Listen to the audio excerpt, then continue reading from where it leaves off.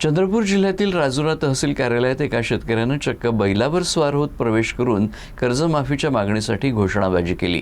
या अनोख्या आंदोलनामुळे काही काळ तहसील कार्यालयात गोंधळाचं वातावरण निर्माण झालं होतं आणि या घटनेचा व्हिडिओ सोशल मीडियावर चांगलाच व्हायरल होत आहे। चंद्रपूर जिल्ह्यातील राजुरा तहसील कार्यालयात आज एक अनोखा प्रकार पाहायला मिळाला। राजुरा तालुक्यातील भोयेगाव येथील रहिवासी दिवाकर पाहनपटे यांनी थेट बैलावर बसून तहसील कार्यालयात प्रवेश केला आणि कर्जमाफी झालीच पाहिजे अशा घोषणा देत आपल्या मागणीकडे प्रशासनाचं लक्ष वेधलं। अचानक घडलेल्या प्रकारामुळे तहसील कार्यालयातील अधिकारी, कर्मचारी आणि नागरिकांमध्ये गोंधळाचं वातावरण निर्माण झालं। बैलासह कार्यालयात प्रवेश केल्यानं उपस्थितांमध्ये आश्चर्य व्यक्त करण्यात आलं। दरम्यान दिवाकर पाहनपटे यांच्या या अनोख्या आंदोलनाचा व्हिडिओ सोशल मीडियावर मोठ्या प्रमाणात व्हायरल होत असून त्याची सर्वत्र चर्चा रंगली आहे।